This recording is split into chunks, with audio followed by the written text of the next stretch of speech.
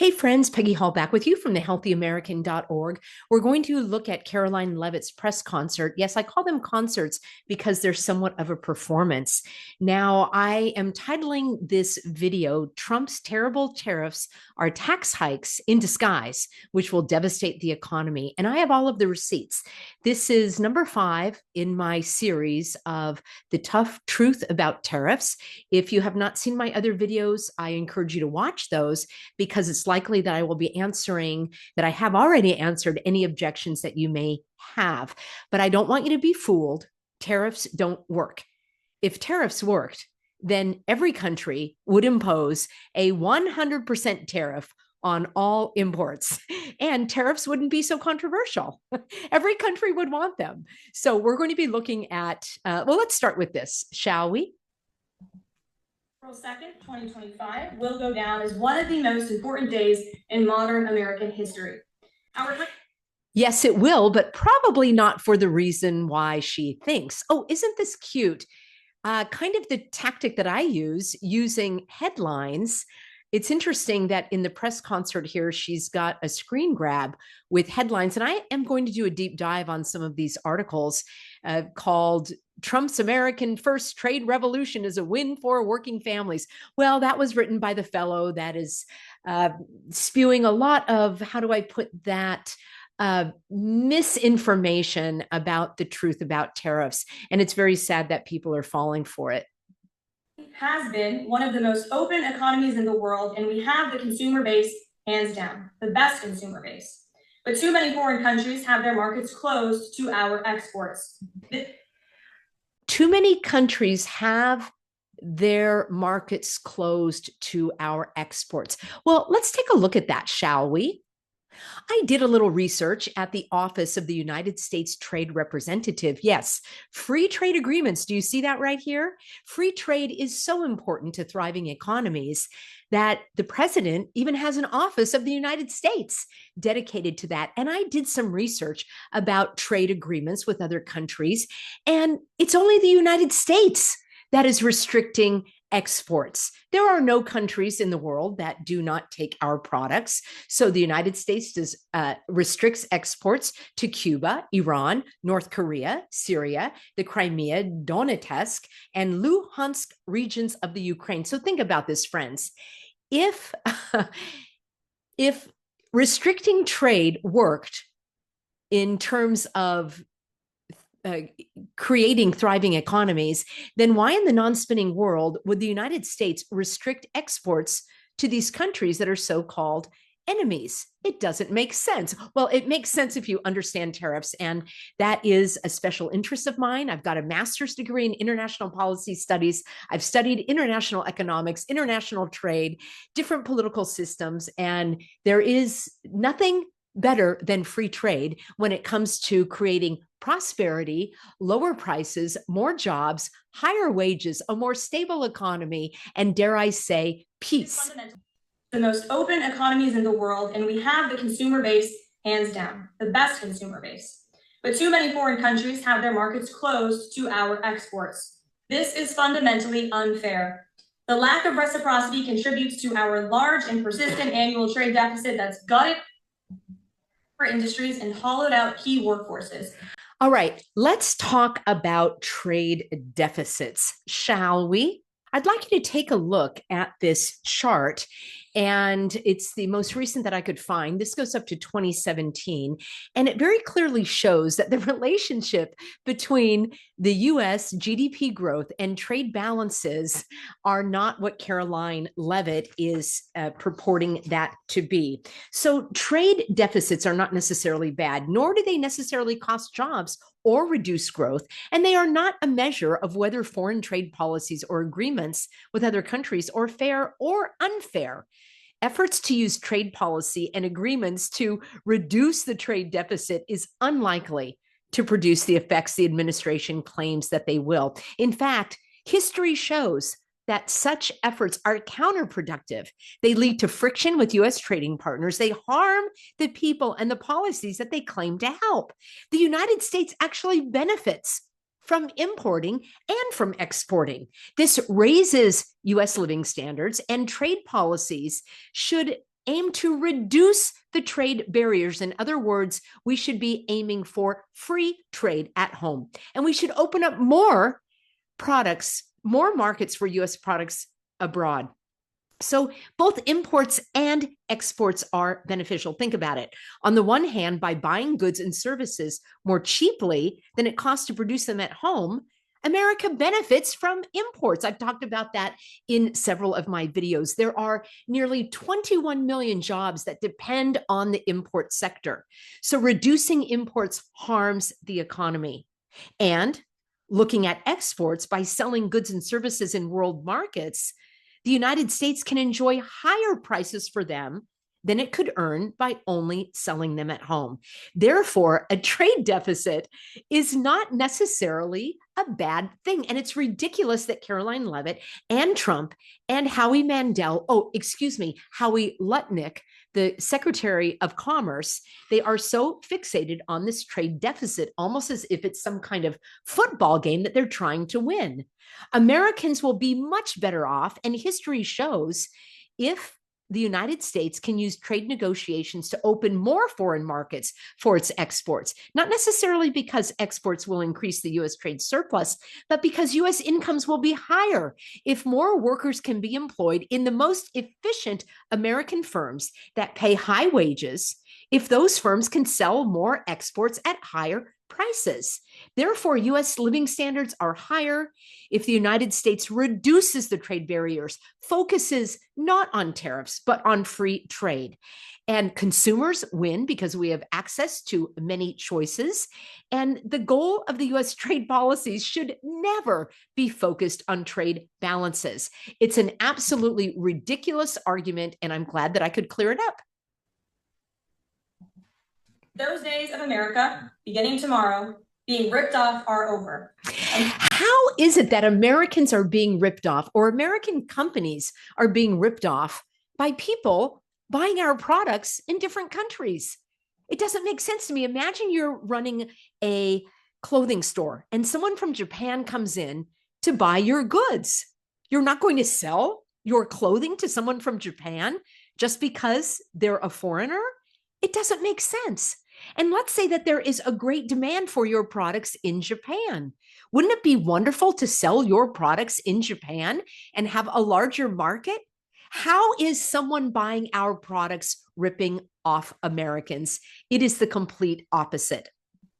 American workers and businesses will be put first under President Trump, just as he promised on the campaign trail. The president's historic action tomorrow will improve American competitiveness in every area of industry, reduce our massive trade deficits, and ultimately protect our economic and national security. Well, let's take a look at the history now, shall we? Let's see. Economists will agree that tariffs they are a warning of lasting damage, both economically and diplomatically, as tariffs and other hurdles to trade increase. Among the risks of tariffs are slower growth, higher inflation, and a collapse in global cooperation that further fractures longstanding alliances. We do seem to be on the threshold of a much broader, if not all-out trade war, says Eswar Prasad, a professor of trade policy at Cornell University and a former International Monetary Fund official. In this hostile new landscape, it's every country for itself. In the US, more than 90% of 5,200 product categories are subject to harmful import restrictions. Friends, you need to understand, it's not just simple products that are made in America that are not going to be subject to tariffs. These products are made with materials that come from other countries. The end product, the finished product, is going to be more expensive. I've covered this in so many videos, so this is just really a broad overview, but take a look at this. According to the Tax Foundation, a think tank that scrutinizes tax policy, the average tariff rate facing goods imported into the United States is now back to where it was in 1946 at 8.4%, compared with 1.5% when Trump first took office. If Trump follows through on all his remaining tariff threats, tariffs on US imports could hit 18% on average, the highest level in 90 years. How do you like them apples?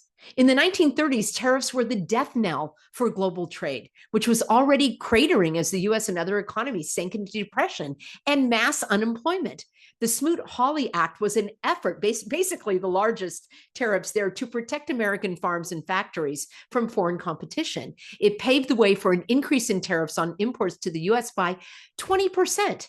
Major economies raised trade barriers in response. That's why it's called a trade war, and no one wins in this war. After the war, the World War II in 1947, and almost 24 other countries signed the General Agreement on Tariffs and Trade that was called GATT. The drop in tariffs led to a surge in global trade that lowered prices. So here we are. The widening trade conflict creates uncertainty for businesses and consumers, squeezes spending, investment, and hiring. In the US, consumer confidence is sliding. Stock markets have fallen, and surveys of business investment intentions are weakening. If you overdo it with tariffs, it sends a negative spiral to all markets, says BMW Chief Executive Oliver Sipsey. He is considering removing the manufacturing from the United States. Did you know that there are nearly 500 million, maybe I don't have that number right. I think it's 500,000, 500,000 jobs in Alabama rely on the auto industry there. So how do Alabamians, how do those people from Alabama feel about these tariffs? There is going to be expected global economic growth to around 2.4, down from 2.9 in 2024. Citing the likely effects of the escalating trade war in the US and beyond. Hey, I thought Trump said he was pro-peace, and he said strength through, how did he put it? Peace through strength. That kind of reminds me of we're in this alone together. Yeah, I don't care for that gaslighting. So Trump is basically waging an all-out war with the rest of the world, a trade war under the guise of winning some sort of one-sided battle against phantom enemies using tariffs as his weapon of choice. But here's the thing, tariffs don't work. You know it. I know it. Every economist knows it. It seems like only Donald Trump, Howie Lutnick, and Press Secretary Caroline Leavitt are still in the dark about how harmful tariffs have been, especially Trump's 2018 tariffs. I did an entire breakdown for you over the last couple of videos. That resulted in a 20% drop in U.S. economic activity and a 4% decrease in manufacturing. It didn't help. I'm going to share with you at the end of this video ways that actually work. Facts don't appear to matter to Caroline Leavitt as she tries to keep a straight face as she creaks out lie after lie about the American economy. Now, I'm telling you, she's in top form, fine form with her lying. So I noticed she's no longer wearing that big gold cross that she used to wear. Maybe she can't stomach the fact that she is lying. But for those who don't know, here's a gentle reminder. Tariffs are a tax on the consumer. I have all the details on that in all of my previous videos. I have been aware of the horrible harms of tariffs for years. I've studied it for years. And if you want to get up to speed on how harmful tariffs are for the consumer, the cost of living, manufacturers, importers, and exporters, you can watch my in-depth videos. I've got a whole series for you, and that's an excellent way to increase your knowledge. So here we have some of the headlines, and people, why would these headlines be out there? Why would countries be seeking tariff exemptions? Now, I've got a Substack coming out for you to give you a little bit of a sneak peek here. So here are some questions. If tariffs are so great, then why are they so controversial? Why wouldn't everyone be in favor of them? If tariffs are so great, then why aren't there permanent 100% tariffs on all imports from all countries? These are serious questions. If tariffs are so great, then why are there trade organizations and trade negotiators and something called favored nation status that actually focuses on promoting free trade? If tariffs are so great, then why do some countries and industries want to be exempt from tariffs? If tariffs are so great, then why did the economic output decrease 20% in the United States following Trump's 2018 tariffs, which also decreased manufacturing jobs? If tariffs are so great, then why did Trump's 2018 tariffs drive up the cost of living at a faster rate than in nearly a decade? If tariffs are so great, then why does the stock market tank every time Trump threatens tariffs?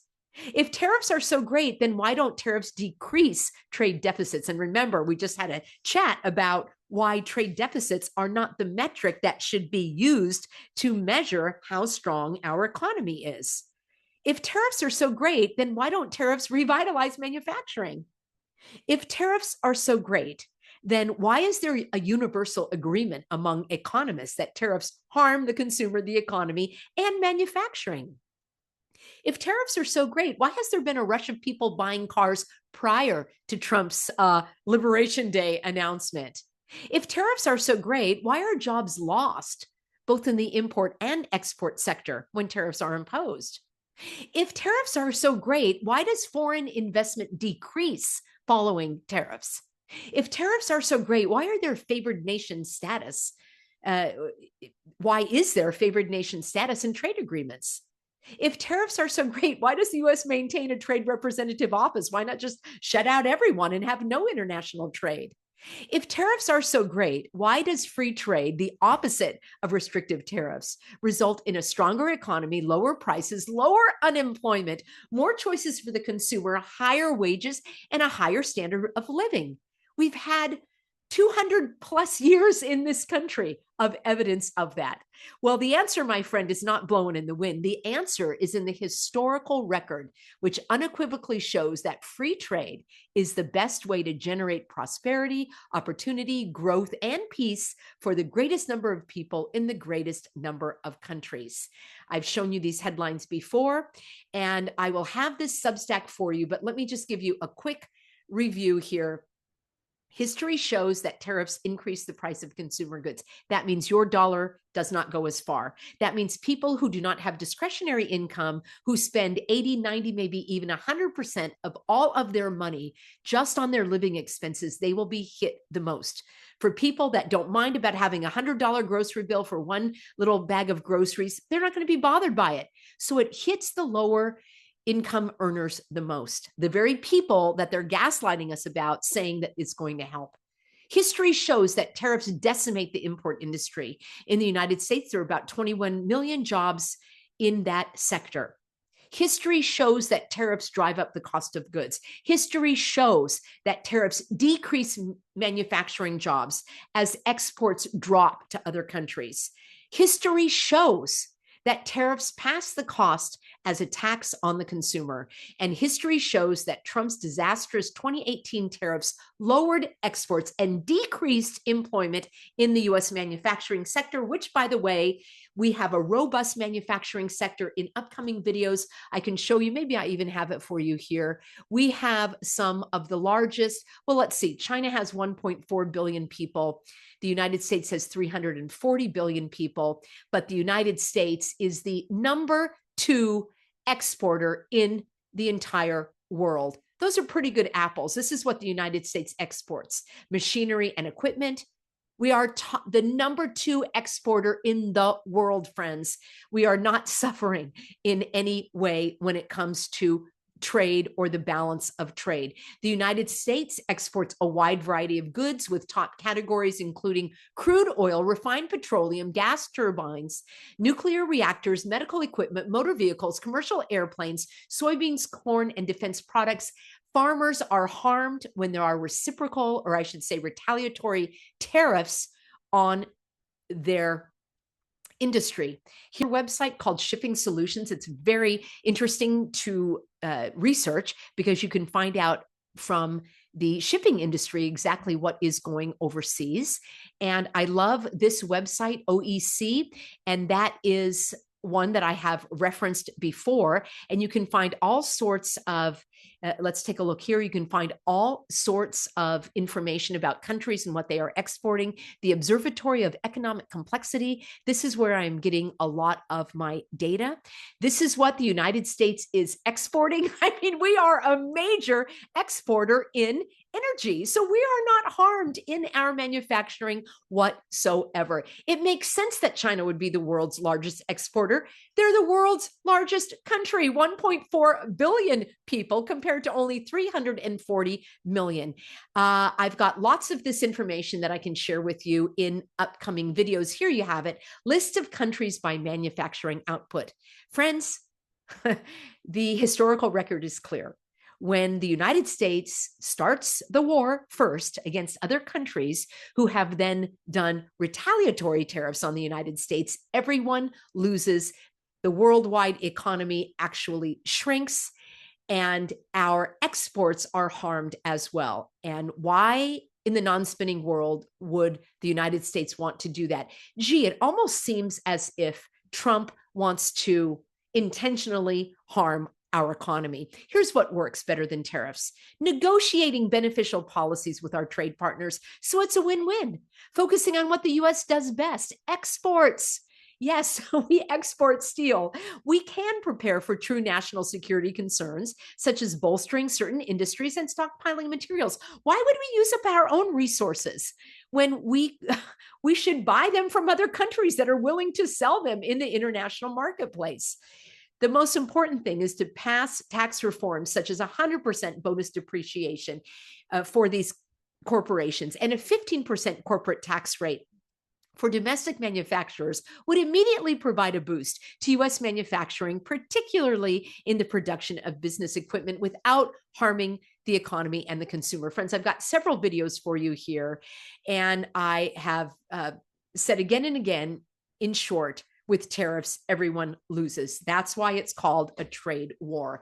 I am at your service for this information. I want to thank all of you for being on board, and I will be covering this tomorrow after we find out about Trump's announcement about what he is calling American Liberation Day. As always, I look forward to reading your comments, and I'll see you in tomorrow's broadcast.